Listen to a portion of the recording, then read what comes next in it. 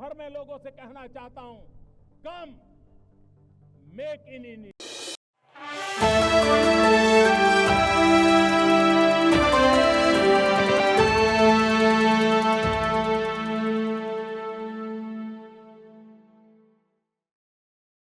मित्रों, आज मैं आपका ध्यान वर्तमान समय में देश के एक महत्वपूर्ण विषय की ओर आकृष्ट करना चाहता हूं। नेशनल हेराल्ड केस को लेकर आज कांग्रेस पार्टी देश भर में तथाकथित प्रदर्शन कर रही है। नेशनल हेराल्ड केस भारत के इतिहास का बहुत विचित्र प्रकार का केस है, जिसमें कि कोई कंपनी जो कि 90 करोड़ की देनदारी में बिक गई, जिसके पास हजारों करोड़ की प्रॉपर्टी थी। दूसरी दृष्टि से देखें तो एक विचित्र केस है जिसमें खरीदने वाले और बेचने वाले दोनों एक ही थे। तीसरी दृष्टि से देखें तो बहुत विचित्र बात है कि यह दावा किया जाता है कि यह स्वतंत्रता संग्राम सेनानियों के कंट्रीब्यूशन से और उनकी स्मृति में प्रारंभ किया गया देश के प्रथम प्रधानमंत्री पंडित जवाहरलाल नेहरू जी के द्वारा, और कांग्रेस के दौरे हुकूमत में बंद हो गया।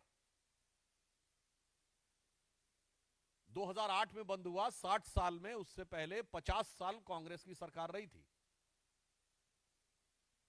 तो सवाल उठता है कि क्या कांग्रेस अपने 50 साल के शासनकाल में अपनी विरासत को बचा नहीं पाई? क्या वो जनता में इतनी अनपॉपुलर हो गई थी वो विरासत कि कोई उसका खरीदार नहीं था? बाकी तो छोड़िए, क्या कांग्रेस कार्यकर्ता भी अपना अखबार खरीदने को तैयार नहीं थे? जबकि राजीव गांधी फाउंडेशन को उसी दौरे हुकूमत में खूब पैसा मिल रहा था। यह अपने आप में कांग्रेस पार्टी की नीयत पर सवाल पैदा करता है। और 3 अखबार थे, नेशनल हेराल्ड इंग्लिश में, नवजीवन हिंदी में, कौमी आवाज उर्दू में। सरकारी सपोर्ट तो छोड़िए, प्राइवेट सपोर्ट तो छोड़िए, यदि 10% कांग्रेस कार्यकर्ता भी इन अखबारों को खरीदने के लिए तैयार होते तो शायद उनके बंद होने की नौबत नहीं आती, या कांग्रेस पार्टी अपने फंड में से खरीदकर कम से कम अपने जिला और मंडल स्तर पे ही डिस्ट्रीब्यूट कर देती। और मजे की बात यह है कि कौमी आवाज भी नहीं बिका, उर्दू का अखबार, यानी कौम ने भी आवाज नहीं सुनी। यह अपने आप में शक पैदा करता। परंतु मैं यह कहना चाहता हूं कि कांग्रेस की, ये मैंने प्रश्न इसलिए उठाए कि ये कांग्रेस की नीयत पर संदेह पैदा करते हैं। इसका मतलब कांग्रेस पार्टी और कांग्रेस को संचालन करने वाले नेता ये चाहते ही नहीं थे कि यह अखबार चले, और इसीलिए उन्होंने जो जिस कंपनी में खरीदा उसमें उन्होंने पदेन नहीं बनाया। जैसे हमारे यहां कई संस्थाएं हैं जहां भारतीय जनता पार्टी का राष्ट्रीय अध्यक्ष पदेन उस संस्था का अध्यक्ष होता है। इन्होंने व्यक्ति के अनुसार बनाया। यानी अगर दूसरे ढंग से कहें, अभी वक्फ का बिल पास हुआ है और उसको लेकर भी चर्चा चल रही है, जिस पर वक्फ वाल औलाद का विषय आया था। इन्होंने तो लगता है कि जो हमारे स्वतंत्रता संग्राम सेनानी थे, उनकी प्रॉपर्टीज को भी प्रॉपर्टी अल औलाद कर दिया, यानी अपनी औलाद के नाम पर कर लिया उस प्रॉपर्टी को। परंतु मैं ये बताना चाहता हूं कि कांग्रेस की इस नियत पे संदेह सिर्फ हमको नहीं है, कांग्रेस के बहुत वरिष्ठ नेताओं को बहुत पहले से था। और आज मैं आपको कोट करना चाहता हूं, सरदार वल्लभ भाई पटेल ने नेशनल हेराल्ड के केस को लेकर 3 मई 1950 को जवाहरलाल नेहरू जी को लेटर लिखा है, जो करेस्पॉन्डेंसेस ऑफ सरदार पटेल में स्पष्ट रूप से इसका उल्लेख है। मैं उसके बहुत डिटेल में नहीं जाना चाहता, परंतु मैं उसके सिर्फ 2 लाइनें बताना चाहता हूं जो उन्होंने लिखा। It is also bound to subject ourself to the criticism for a manner in which the National Herald is securing assistance from the persons who are associated with the activities of the government. I need hardly add to what I have already told you about this subject. उन्होंने कहा कि मुझे इस विषय को लेकर आपत्ति है कि यदि ये हमारा स्वतंत्रता संग्राम सेनानियों का कार्य था, तो सरकार से जुड़े हुए लोग जिस प्रकार से इसमें इन्वॉल्व हो रहे हैं वह चीज आपत्तिजनक है। अब आप आइए साहब, और मजेदार बात क्या होती है कि उसके बाद जवाहरलाल नेहरू जी लिखते हैं कि इसमें कोई खास बात नहीं है। उनके पत्र का लास्ट बट वन पैराग्राफ है, ये वो जवाब देते हैं सरदार पटेल को 5 मई को ही, 5 मई 1950 सरदार पटेल लिखते हैं नेशनल हेराल्ड के बारे में नेहरू जी को, और सेम डे नेहरू जी का जवाब जाता है और वो कहते हैं we all are sometimes receive contributions for the charitable funds or like purposes, should they all be refused or should they be acceptable in the certain circumstances? कोई बात नहीं, बहुत सारे लोग कंट्रीब्यूट करते रहते हैं, सरकार से भी गैर सरकार से भी, तो हमें लेना चाहिए, उसमें कोई बुराई मुझे नजर नहीं आती है। अब देखिए सरदार पटेल 6 मई को यानी नेक्स्ट डे फिर नेहरू जी को लिखते हैं और वो इसके ऊपर बहुत विस्तार से कहते हैं कि कुछ प्राइवेट कंपनीज, कुछ शेयर होल्डर्स, कुछ लोग किस प्रकार से लिख रहे हैं। अब उनके सिर्फ मैं 2 वाक्य पढ़ता हूं। एक वो लिखते हैं as I wrote to you, ये सरदार पटेल लिख रहे हैं नेहरू को 6 मई 1950। As I wrote to you I left out an account contribution which did not come from those who were concerned with the operations of the department. Otherwise, my information is that the number of contributions actually received was sufficiently large and covered others as well. अब आगे सरदार पटेल जो line लिख रहे हैं वो बहुत गंभीर है। The transactions which I referred to you are of a different nature. There is no question of charity about it. जो आप कह रहे हैं कि ये तो भावना हत हो गई कांग्रेस पार्टी की, इसमें तो वो साफ साफ कह रहे हैं कि ये चैरिटी का विषय नहीं बनता है। अब सुनिए, उसके बाद दिव्य बुद्धि पंडित जवाहरलाल नेहरू जी की। अब देखिए इससे बहुत साफ हो जाता है कि जो आज कह रहे हैं कि स्वतंत्रता संग्राम सेनानियों का भावनात्मक लगाव था, 6 मई 1950 को यानी नेक्स्ट डे सरदार पटेल को लेटर लिखते हैं जवाहरलाल नेहरू। लास्ट लाइन क्या है उस पर गौर फरमाइएगा। As a matter of fact the Herald is a fairly good business proposition and its preference shares and debentures are not a bad investment. I repeat, as a matter of fact the Herald is a fairly good business proposition and its preference shares and debentures are not a bad investment. और जो मैं आपको बता रहा हूं ये media में पूर्व में प्रकाशित हो चुका है।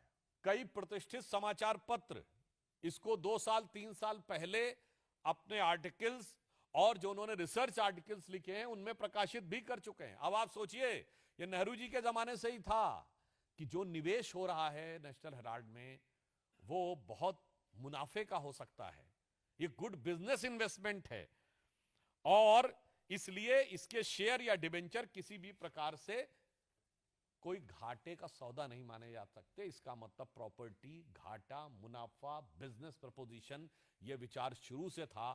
आज कांग्रेस से यह नैतिक सवाल है कि अचानक आप इसके ऊपर अब वो भावनात्मक और जैसे कि स्वतंत्रता संग्राम के लिए दिए गए दान या चैरिटी का विषय कैसे करें, जबकि सरदार पटेल कह चुके हैं इसमें चैरिटी ऐसी कोई नहीं। और लास्ट में 10 मई 1950 यानी 4 दिन के बाद सरदार पटेल लिखते हैं in view of the position which have taken I feel it is useless to pursue the matter. यानी वे एक प्रकार से हताश होकर कहते हैं कि मुझे लगता है कि अब मुझे इसके लिए परस्यू करने की आवश्यकता नहीं है। I have already told you how eye view these activities and that is doubtful if in any other province if I had anything to do with this matter this position would have been tolerated by me।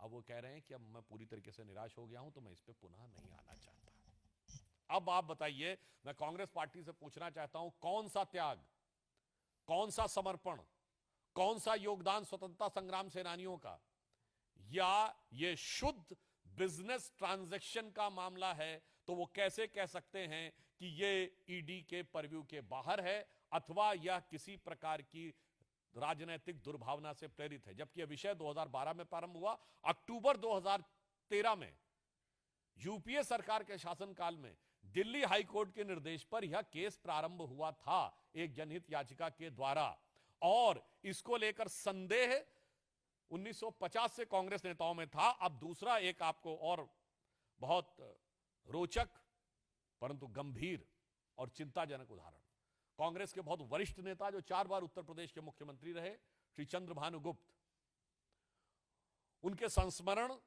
जो कि 2021 में प्रकाशित किए गए, जिसका शीर्षक था सफर कहीं रुका नहीं, झुका नहीं, नमन प्रकाशन लखनऊ के द्वारा। वो लखनऊ के पानदरीबा क्षेत्र में रहते थे। हम लोग तो, मैं तो खैर बचपन में उनको देखने का भी मुझे अवसर मिला है, मिलने का। अब देखिए, CB Gupta, the 4-time chief minister of Uttar Pradesh, writes in his memoir, I am surprised that the National Herald is now considered as a property of Nehru family. If there is some investigation by an inquiry commission into how the funds were collected for National Herald, there will be a big expose.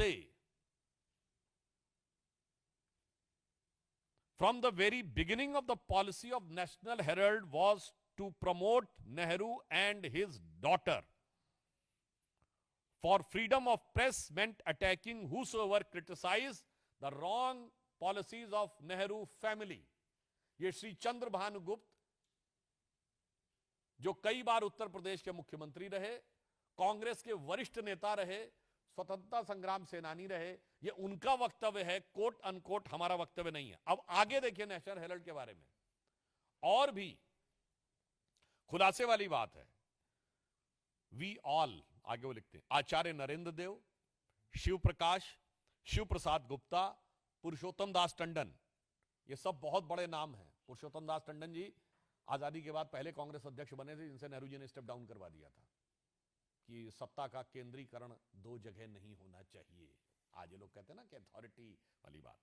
अब सुनिए, we all, Acharya Narendra Dev, Shri Prakash, Shiv Prasad Gupta, Purushottam Das Tandon and myself means CB Gupta sold shares, 100 shares were bought in the name of Nehru so that he could be named as its director.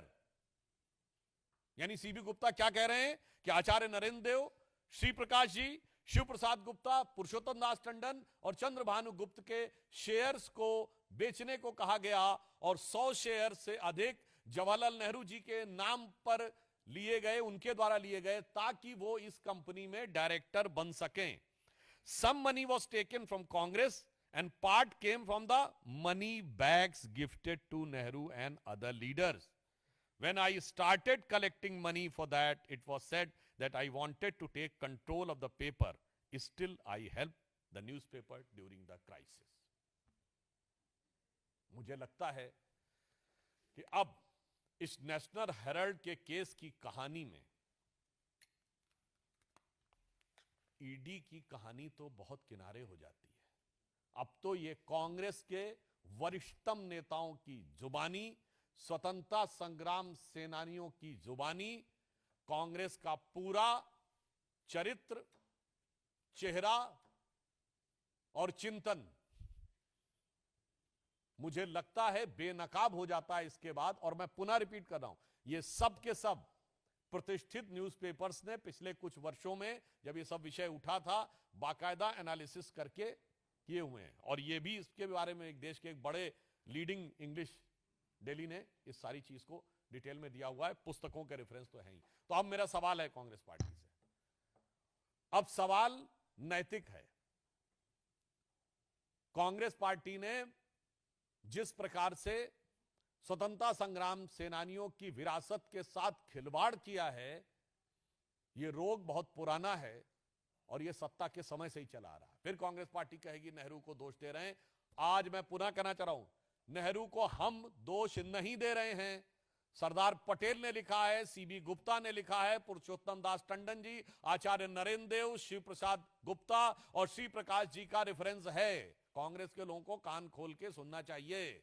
और अभी कुछ दिन पहले कांग्रेस के वरिष्ठ नेतागण कह रहे थे कि हम लोग मतभेद दिखाने का प्रयास करते हैं। मुझे लगता है जो सीबी गुप्ता जी ने लिखा है कि mouthpiece of Nehru family and it has nothing to but the propaganda of और जो publicity of Nehru and his daughter, अब इसके बाद भी उनको नजर नहीं आता। तो मुझे लगता है जब उनको अपनी पार्टी के बारे में जानकारी नहीं है, उनके कार्यकर्ता इसके साथ नहीं खड़े थे, उसके बाद कानूनी प्रक्रिया पे आरोप लगाना पूरी तरीके से गलत है। तो मैं कांग्रेस पार्टी के लिए तथ्यों के आलोक में सिर्फ एक ही लाइन कहना चाहता हूं कि वो पैरवी तो झूठ की करता चला गया, वो पैरवी तो झूठ की करता चला गया, बस उसका चेहरा उतरता चला गया। धन्यवाद। इससे संबंधित कोई प्रश्न हो आप लोगों के? पूछिए शैलेश जी। जब से पूरा मामला सामने आया नेशनल हेराल्ड का, हमने देखा कि जब पहली बार पूछताछ हुई थी सोनिया गांधी से, तब भी कांग्रेस ने प्रदर्शन किया था, और अब जब चार्जशीट दाखिल हो गई तो ये प्रदर्शन। अब कांग्रेस के नेता कह रहे हैं कि दरअसल ये एक प्रतिशोध की राजनीति है जो केंद्र के द्वारा की। इसमें दो बातें हैं। यदि वो प्रतिशोध की राजनीति शब्द का प्रयोग कर रहे हैं, इसका मतलब ये मान रहे हैं कि उन्होंने शासन में रहते हुए कुछ गलत कार्य किए थे हमारी पार्टी के विरुद्ध। पहली बात उनके द्वारा स्पष्ट हो गई। दूसरी बात, प्रतिशोध का प्रश्न इसलिए नहीं उठता है क्योंकि यह विषय 2012 में प्रारंभ हुआ और एक पीआईएल के द्वारा अक्टूबर 2013 में दिल्ली हाई कोर्ट के द्वारा इस केस की जांच की शुरुआत हुई। और जब आज मैंने कांग्रेस के स्वतंत्रता संग्राम के समय के जिन नेताओं को कोट किया है, जरा वो प्रतिशोध का आरोप लगाने वाले शोध करके बताएं कि इसमें उनको क्या नजर आ रहा है।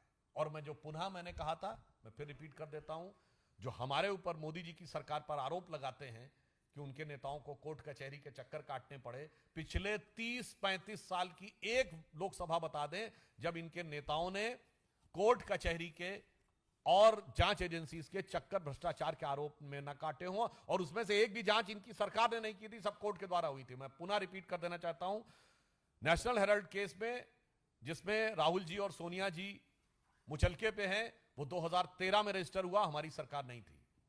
कनिमोझी ए राजा जेल गए 2011 में, हमारी सरकार नहीं थी। सुरेश कालमाड़ी जेल गए 2010 में, हमारी सरकार नहीं थी। मधु कोड़ा जेल गए 2008 में, हमारी सरकार नहीं थी। शिबू सोरेन जेल गए 2004 में, हमारी सरकार नहीं थी। मुलायम सिंह और मायावती पे डिस्प्रपोर्शनेट एसेट के केस हुए 2005 में, हमारी सरकार नहीं थी। करुणानिधि जेल गए 2000 में। लालू प्रसाद यादव जेल गए 1997 में। जयललिता जी जेल गई 1996 में। 1994 में झारखंड मुक्ति मोर्चा रिश्वत कांड हुआ, जो कोर्ट में साबित हो गया कि झारखंड मुक्ति मोर्चा के 3 सांसदों ने कांग्रेस को सपोर्ट किया था। और तो और 1987 में राजीव गांधी पे आरोप लगा, 90 में एफआईआर हुई। 80 के दशक से 2010 के दशक तक क्या गौरवपूर्ण गाथा है भ्रष्टाचार में आकंठ डूबे रहने की। और उसके बाद आप देखिए कि किस धृष्टता और निर्लज्जता के साथ 2014 के बाद पर्ची फाड़ने का प्रयास किया जाता है।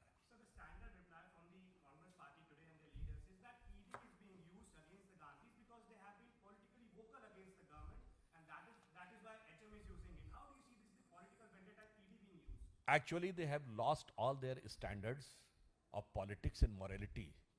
So this has become nothing but their, you can say, their compulsion to give this type of reply. I have already in my previous answer has given a detailed elaboration of that the Congress been involved in so many cases. Prior to that, I just want to remind even the Congress Prime Minister's first time there was an allegation about the Prime Minister being direct involved was during the time of Rajiv Gandhi ji when BJP was 2 seats party. So I think they first introspect, and the people of country are wise enough, and today is the age of information. Anybody can go and verify the facts, what we are saying and what they are saying. And again, I would like to remind, जो allegation Rajiv Gandhi पे लगा था, Bofors, हमने नहीं लगाया था. That came from within the government. The finance minister of Rajiv Gandhi government, Shri Vishwanath Pratap Singh, has put up the allegation. तो साहब आप अंदर झांकिए, जो दिल खोजूं आपना मुस्सा बुरा न कोई, बुरा जो देखन में चला बुरा न मिलिया कोई। और कोई किसी का प्रश्न? एक और मामला है रावत वाड्रा, उससे पूछताछ चल रही है, आज भी पहुंचे हैं, उस पर कुछ टिप्पणी करना चाहेंगे आप? वहां भी कहा जा रहा है कि देखिए, ये न्यायिक प्रक्रिया चल रही है। मुझे लगता है कि जो विधि सम्मत कार्रवाई हो रही है और जांच एजेंसियां जो भी अपनी रिपोर्ट दे रही है, उसके ऊपर राजनीति न करके उसे न्यायिक और विधिक प्रक्रिया के रूप में देखना चाहिए।